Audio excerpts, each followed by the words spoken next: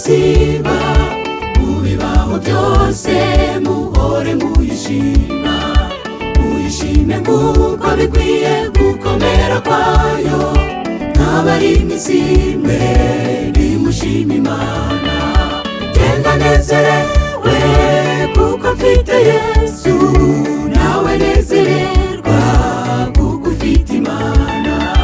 Nimunezererwe dufite Imana yacu, imigambi yayo ni myiza kuri twe. Genda nezerewe kuko mfite Yesu, nawe nezererwa kuko ufite Imana.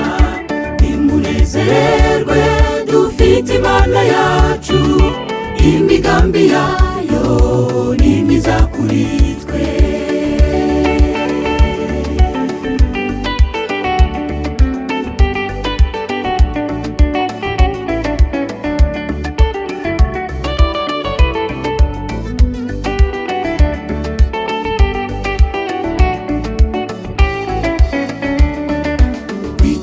Yakobo kuko ndi kumwe nawe, nzajya nkuramiza ukuboko kwanjye. Nzabana nawe kandi nkugirire neza, iryo sezerano ry'abizera Imana. Genda nezerewe kuko mfite Yesu, nawe nezererwa kuko ufite Imana.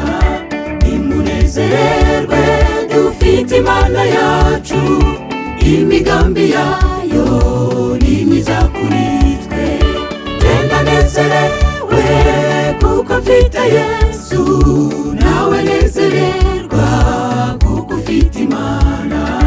Nimunezererwe dufite Imana yacu, imigambi yayo ni myiza kuri twe.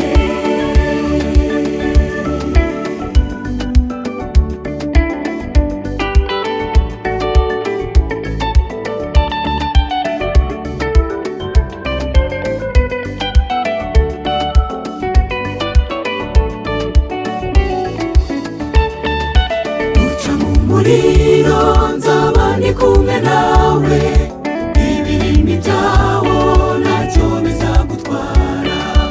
Izere isezerano ry'Imana yawe, ibyo yakubwiye byose izabikora.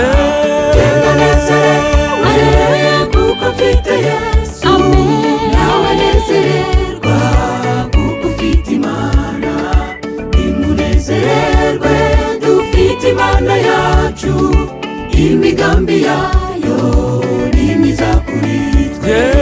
Genda nezerewe kuko mfite Yesu, nawe nezererwa kuko ufite Imana. Nimunezererwe dufite Imana yacu, imigambi yayo ni myiza kuri twe.